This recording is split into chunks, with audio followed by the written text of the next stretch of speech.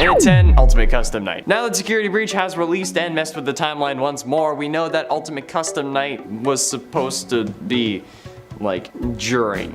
Okay, look, we know where it's intended to be, or at least where it had to be because of these new revelations. The original concept was that it was William's personal hell, but the man in room 1280 made some people believe that it was him, like what he was seeing in a coma, like how Crying Child was in a coma for the main gameplay of FNAF 4. But now we know that Ultimate Custom Night is simply what William is seeing while he's unconscious in the recharge station. It's the only thing that really makes sense if we think about it, because you can't really go to hell if you're not dead, or if your soul is possessing an animatronic. You kind of need your soul to not have a tether for Crowley to snatch it up and drag it down to the infinite waiting line that is hell. So he kind of can't be in hell until he's actually gone. And at 9, impossible. While Thanos might be inevitable, William should be impossible. Or okay, well, maybe William's not impossible, but glitchtrap at this point certainly should be. With everything we've seen in these games, possession and anything having to do with such mostly comes from a dead person, or someone who soon dies after pouring their agony into something. So how could glitchtrap be a thing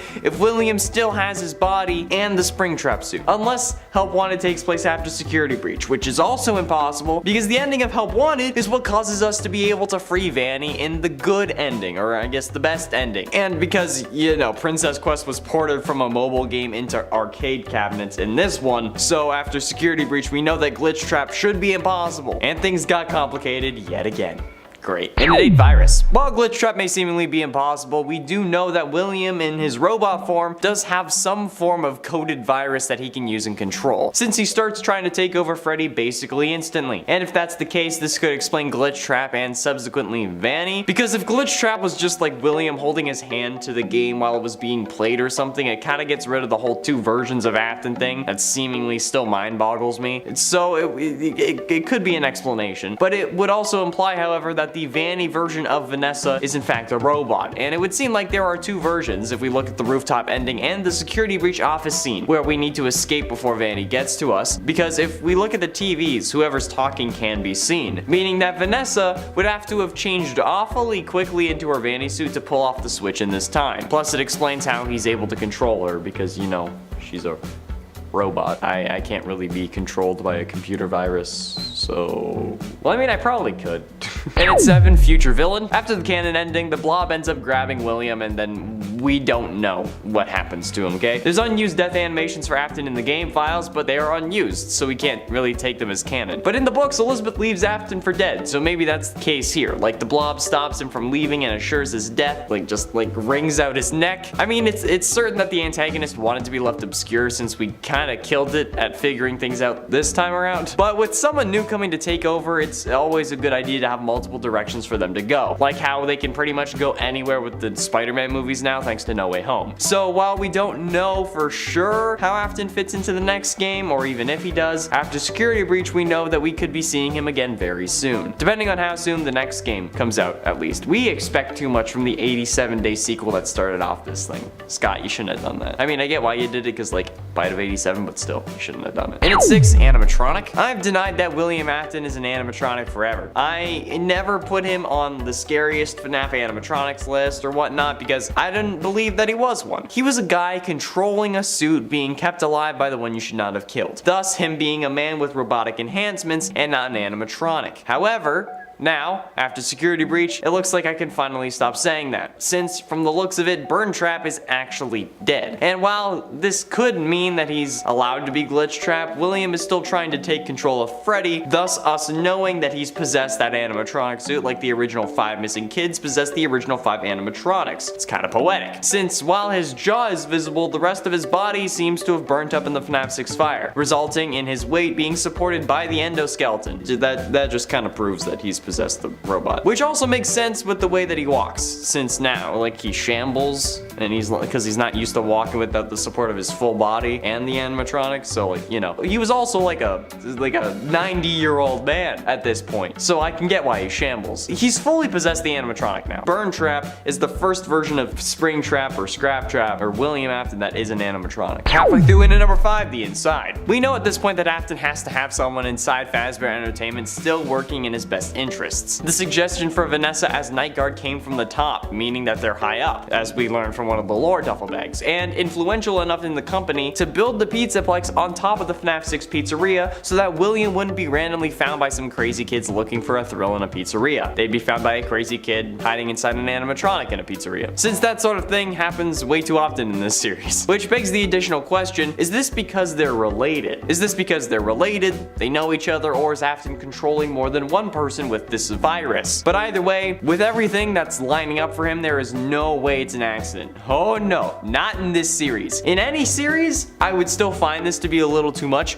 but in FNAF, there is a 0.000 negative 1% chance that this is a coincidence, okay? There's no way that this kind of thing worked out this well for this character especially. Hell no. And at 4, recharge. William needing to recharge is certainly something that's interesting from a game perspective now that we know more about what's been going on. Perhaps the recharge stations were built because Afton needed one, and the horrible animatronics needing to get in a recharge station every hour is because William needed an excuse to have one actually made so that they could bring it down for him. Because like, I'm sure it took more than an hour to dig that tunnel, and there is a recharge station in that area because of that. But William needs to recharge now seemingly, making me think that we won't really have to deal with him for much longer until like the MCU decides that FNAF is also in the Marvel universe, and then Afton gets an arc reactor, because that's definitely gonna happen at this point. Disney's gonna be like, FNAF, I want it, and then the next person's gonna sell it, and then boom, MCU. Getting close to the end in number 3, escape. After security breach, we also know for a fact that Afton did not escape the FNAF 6 pizzeria like everyone was assuming, because he was in front of the flames while all the other animatronics were behind it or inside it. Now, do I think that he tried to leave? Yes. But do I think that he might have intentionally stayed? Maybe. More on that soon. But we know that Afton, along with the other animatronics from FNAF 6 that are now part of the blob, did not make it out of the simulated pizzeria, since that is the pizzeria ruins that we see before making our way down to the actual like area where Afton is. Like the Freddy Fazbear's pizza we enter after getting out of the elevator is the proof we need. Notice the rectangular stage with a smaller one next to it, the plate colors, the stools, the tables, and even the floor look the same. It also explains why we can find more retro and other posters around, because we also had access to those in FNAF 6. And ultimately, in at number 2, the man in room 1280. After the events of security breach, I think that it's actually finally making sense of the whole man in room 1280 thing. My original issue with this was that if William still had a physical form in security breach and was in a charging station, how could the whole ultimate custom night in man room 1280 to glitchtrap possessing Vanny really work? And while I don't have an explanation for how William was both sentient code and alive in FNAF 9, or alive air quotes, I have worked out a timeline of events here. Perhaps William wasn't ever sentient code at all, and it was just some form of remnant or agony infused virus that was able to infect minds. But also, the events of the games and stories must now be FNAF 6, Ultimate Custom Night, Security Breach, with Man in Room 1280 taking place after Security Breach. Ultimate Custom Night would no longer be his coma fever dream, it would instead be what his mind is doing before we waking up in Security Breach, since coming out of that recharge station would end up being him beating 50-20 mode, unless we're totally wrong about what Ultimate Custom Night is, in which case, I have no fucking clue what's going on. But yeah, so Man in Room 1280 is what happened to William after the blob gets him. At least, that's the closest thing we can say right now. And finally, in at number 1, lied about Remnant. In yesterday's video, I talked about how what we know about Remnant must be a lie, and the explanation of that, link in the iCard. However, the thing is, 3 times we've tried to burn William, and 3 times he's survived. And while that could just be the whole he always comes back thing, this time around, we see that everyone from the FNAF 6 fire seemingly survived. While they are together in the form of the blob, there are still the masks of the puppet and baby present inside it, meaning that the other animatronics also came back. But as far as we know, that shouldn't have been possible. But that's because now we know that William lied about being able to destroy Remnant with fire, as a way I'm sure to make Henry think that there was a way to stop him. But William knew that this wouldn't really kill him, and he got exactly what he wanted. Even got Henry to kill himself in the fire as well, to make sure that nobody remembered this place. And if William knew that fire wouldn't kill him, but heard Henry was going to stay, why wouldn't he stay?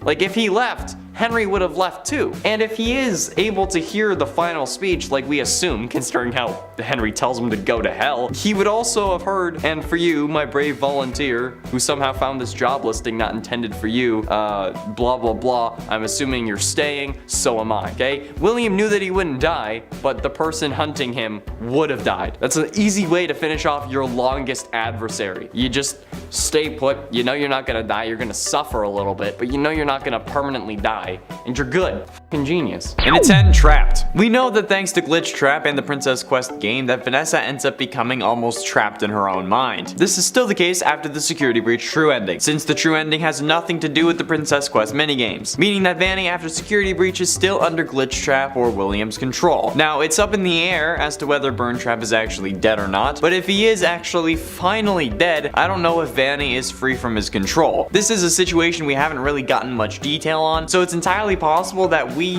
don't need to free Vanny anymore since her connection to William may be broken if he died. But if it's connected specifically to the Princess Quest games, she wouldn't be freed yet. So it's still up in the air as to her current fate, but I mean, it's either she's trapped or she isn't, right? It's a 50-50 if you really think about it. In at 9, Vanessa. We know that Vanny's real name is Vanessa, more now than ever before. We had ideas that they were the same character, but as soon as you pull her mask off in the rooftop ending, it's confirmed. We even get a backhanded comment of the creativity of her name when we come across her room in Phaser Quest. Freddy says something along the lines like, "Vanny sounds like Vanessa and Bunny." Doing that voice hurts my throat. Which is the story's clever way of congratulating us for making obvious connections before the game even came out. But it seems more of like a sarcastic congratulations to me, at least. Like, even Freddy could find the goddamn connection, you guys. You didn't try very hard. I mean, that's what it sounds like to me. Anyway, we do know that after security breach, Vanny is still Vanessa. And if literally anything else wasn't telling enough, the fact that Vanessa tells us that we deserve a reward and to come to the main stage in a horrifically creepy voice in an effort to waste our time so that we die just before winning should be enough to convince you that Vanny is Vanessa. And at 8, Therapy. Vanessa actually went to therapy, seemingly mandated by Fazbear Entertainment. We know this thanks to the 16 retro CDs that can be found towards the end of the game. They can be played with a CD player in the sister location's hidden room, and the retro CDs require Roxanne's eye upgrade on Glamrock Freddy to actually get. For the CDs to spawn in, Gregory needs to be inside of a upgraded Glamrock Freddy, be near the disc, and be looking at where the CD is highlighted. Then you exit Glamrock Freddy to collect it. If you don't do that, the CD just doesn't spawn in. The order in which the CDs are found does not seem to affect which recordings are unlocked, just the number of CDs found, which is clearly a reference to the 16 tapes found in FNAF VR. However, these tapes also seem to contain therapy sessions between Vanessa and a therapist on every disc starting with the number 7-1, because she's patient 7-1 and not patient 4-6. These mention everything from Lewis to a bunny costume. Yeah, clearly the therapy wasn't really doing much though. But I think that might have been the point. Maybe not to help her, but to make sure that Afton was still under control and that she was still scared of him. And at 7, Ness. With these interviews or therapy sessions, however, we also get more information and clues to the story of the previous 3 FNAF games. Okay, well, 2 main series games and 1 spin-off. Yes, it's correct. These therapy sessions confirm our suspicions that Vanessa was indeed Ness from FNAF AR. So, with this revelation, we know that in FNAF VR we played as Vanessa, who was probably put there by someone higher up at Fazbear Entertainment because they knew what Afton was planning. We got possessed with our mind getting locked inside Princess Quest. We then got sent to the special delivery unit to install our virus on various animatronics as potentially even a test run, and then we were moved to head security guard for the Pizzaplex, which is where security breach starts. So, thanks to the simple mention of Lewis and her looking up odd things at work, along with her secret encrypted conversations, we know the full story of Vanessa since FNAF VR. So, pretty sweet, actually. And at 6, Aware. Now we may believe that Vanessa is unaware of her dual personality, that it would make sense if she blacks out when William takes over as Vanny, or however this weird pseudo-possession thing works. However, that's not the case at all, as we learn from CD number 11. It doesn't matter in what order you find these endgame CDs, you just need to find 11 of them in order to hear this. And we get our first indication that Vanessa is truly Vanny. Well, at least the first indication from the tapes, that is. About halfway through this tape, the therapist says, "That's true. So, on your breaks it looks like you were shopping for a costume. You purchased some fake fur material. What are you going to make?" Vanessa then mutters indistinctly, and the therapist replies with, "What was that? Did you say the costume is secret? Why is that? Vanessa then says, I can't talk about this. He said he would always be watching. He could be here or there or anywhere in between. Have a listen for yourself. That's true. So, on your breaks, it looks like you were shopping for a costume. You purchased some fake fur material. What are you gonna make? What was that? Did you say the costume is a secret? Why is that? I can't talk about this. He said he would always be watching. That line of he said he would always be watching surely means that she has some idea about what's going on, especially when she's openly talking about how she's making a costume, or at least mutters about it indistinctly after he brings it up. Halfway through it at number 5, still corrupted. In the canon ending at the very least, Vanny is still corrupted by glitchtrap as far as we know. We haven't saved her with Princess Quest, and all we've really done is prevent Afton from taking over control of Freddy, and then his fate is left in the hands of the Blob. Honestly, when you really think about it, we didn't do much in Security Breach's true endings finale. We pushed a couple buttons, but Chica, Roxy, and Monty are still corrupted. Vanny's still corrupted. We haven't permanently killed off Afton. We just managed to run away with Freddy. We don't even know the state of the Pizzaplex at the end. Like, did this area caving in cause the Pizzaplex to cave in? Like, it's possible, because apparently the racetrack is always sinking by a few inches every time they lay down new pavement. Enough to convince some employees that they're building on a sinkhole. So, would the Afton cave crashing in cause the raceway to cave in? And if it did, would the rest of the Pizzaplex have came with it? What about Princess Quest? We know that the first game, the one we need to unlock all the others, is in the Roxy Raceway Beauty Salon. So if the cave-in would have caused the raceway to get destroyed, would the beauty salon have caved in? Would the game have made it? Would it have been broken? And if it's broken, is Vanny free or is she lost forever? These are all important questions that we don't have the answers to. And at 4, connections. Now, whether or not she knew about this, Vanessa's recommendation for the night guard position came from the top, which does end up confusing plenty of people in the administration, as we learn from various duffel bags. She had no security experience, and she was transferred from another part of the company, that being the special delivery unit. But nevertheless, she still got the job despite multiple people saying that they wouldn't go forward with hiring her, which probably led to their deaths, if we're totally honest. So, who on earth is the one ordering her promotions? Seemingly, we have no idea. Like, we could assume William, but he's currently plugged in charging in the basement. So it would have to be someone who knew her, knew Afton's interest in her, made her a VR tester so she could get possessed, and then made her a security guard so Afton could get to her and get her to do what he needed. But who could it possibly be? That's a theory for another day, once I come up with an explanation. Getting close to the end and at number 3, not a robot. While it may seem like Vanny has some very possessed animatronic-like mannerisms, we can basically guarantee that she's a human based on all this other evidence. If she wasn't a robot, there would be no reason for her to have to go to therapy, and the shrink would be able to tell that something wasn't right when she did go to therapy. He would have included some mention of robots at some point or in some aspect to gauge her reaction. We can also guess that the rooftop ending where we see 2 of her is purely meant to be symbolic, since the panels containing Vanessa looking down are separate from the rest of the ending's panels. And while we may not see any blood around her body anytime she does bite the dust, that's probably because it would be a little too much for a FNAF game. Although we also don't see her torn open after Freddy, like when he gets disassembled. She's never torn open like that. So it's pretty much set in stone that Vanessa, or Vanny if you prefer, is in fact a human, which is probably a good thing if we're honest, because it means that she can actually die. And ultimately, in at number 2, Vanessa A. While we already knew that her name was Vanessa, other sources claim that her last name has been confirmed to start with the letter A. Now, I remember this being a thing, but I don't remember where it started, so I can't confirm if this is still the case. However, the idea that Vanessa is an Afton is only growing stronger after Security Breach, with the parallels via the bunny costumes being obvious, but now, her sitting on a hill with Gregory, wearing purple, her last name starting with an A, and her being pushed forward by the company by some unseen force, we're starting to see that maybe somehow Vanessa A could indeed be Vanessa Afton. Now, is this canon? Not at the time of recording. Is it possible? Entirely. We have no idea what is and isn't possible anymore in this series, to be totally frank. But is it likely?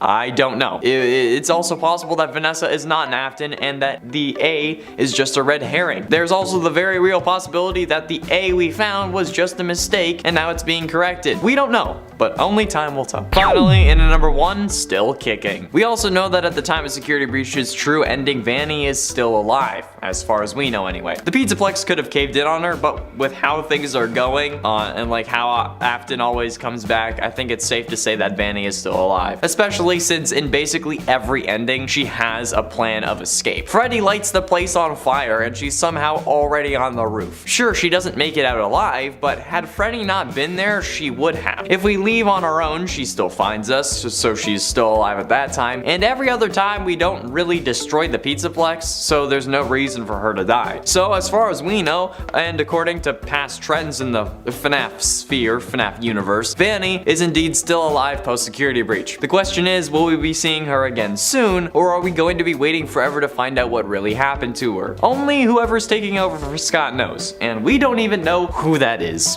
And it's head glitched.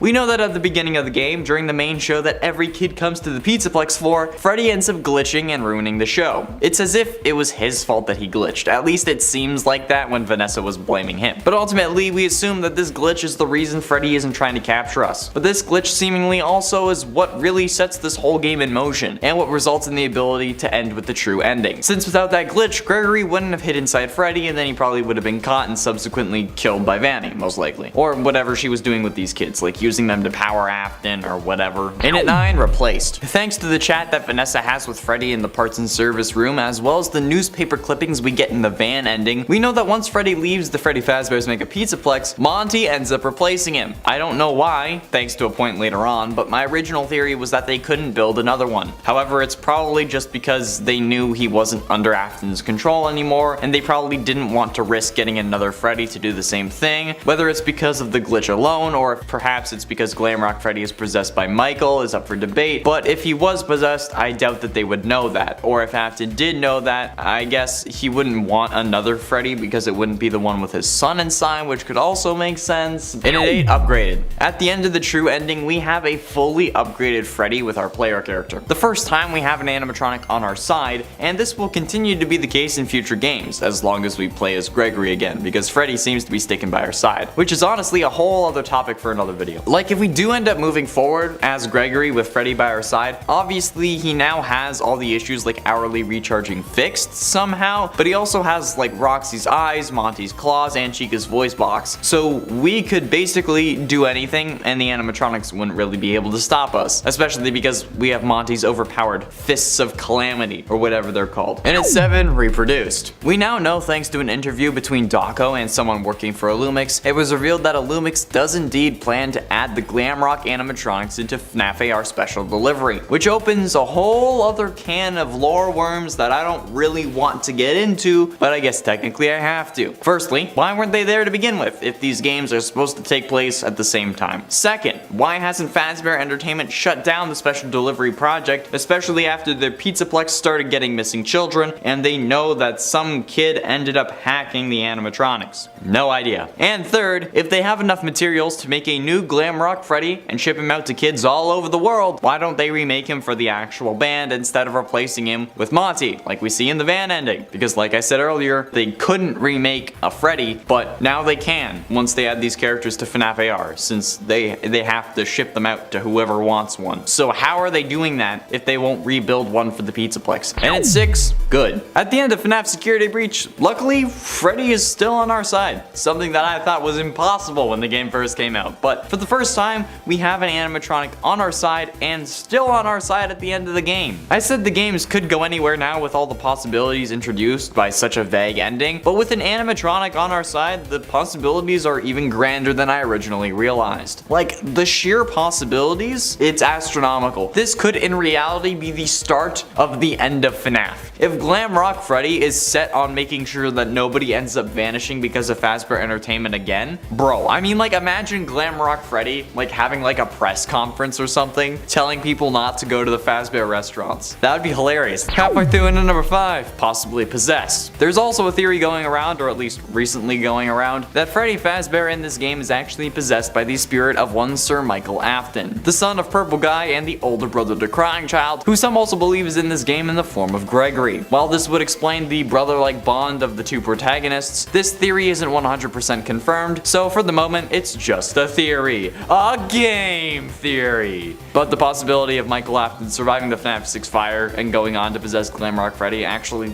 does make sense, especially given that we've seen everyone else that was in the FNAF 6 fire that contained Remnant still at least partially alive and kicking. Burn Trap is still there, Molten Freddy, Scrap Baby, and the puppet are all in the form of the Blob, so it would make sense for Michael, who is also supposed to have perished in that fire, to still be alive. Especially because we never see a body. And at 4, sees Vanny. We know at the very beginning of the game, Freddy is unable to see Vanny for whatever reason, since when we ask, what the hell was that, he responds with, that's a fountain. However, thanks to the newly installed eyes we got from Roxy's accident, Freddy, as we see in the rooftop ending, can now see Vanny. I don't know why Roxy's eyes let Freddy see Vanny. Like, if the animatronic seeing you was an issue, why not prevent them all from seeing you? But okay. So after the game, we know that Freddy is now on some super mega ultra eye level, and they're going to burn a hole in my soul and then make me weep for salvation. I don't know what I'm talking about, really. But look, okay. Freddy, at the end of Security Breach, can see things in a whole new light, meaning that if he is with us for the 10th game, we are going to have some seriously dope and potentially even overpowered abilities. But frankly, I bet the next game forgets all about the upgrades, or just doesn't have Freddy or Gregory in it. Getting close to the end into number 3, arsonist.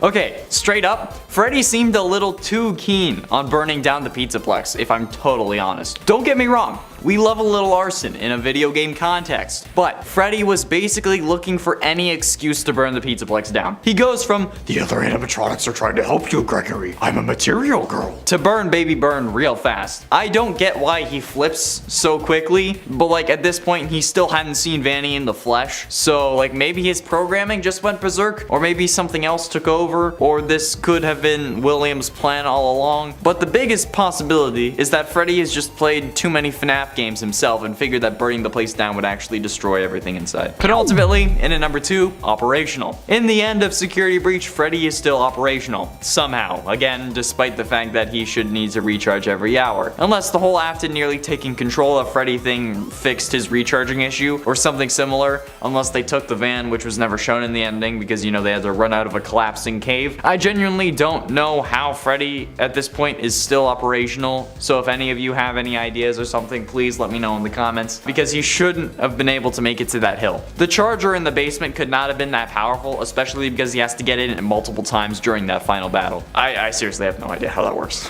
And finally, in at number 1, ahead of the game. While he is fully assembled and operational at the end of the true ending of the game, in the Princess Quest ending he's only ahead, since the rest of him was destroyed by Vanny. So while this may not be the case after the canon ending, it's known now that Glamrock Freddy can operate without the rest of his body. In this scenario, he only really needs his head to function. And interestingly enough, he seemingly also doesn't really need his head, since in the parts and service room, his body can jump scare you while you're reattaching it, but like his head won't be connected to his body, which, while it is one of the funniest jump scares in the game, indicates that his head and his body operate separately, which can have a whole other set of implications lore-wise that, again, I don't want to talk about.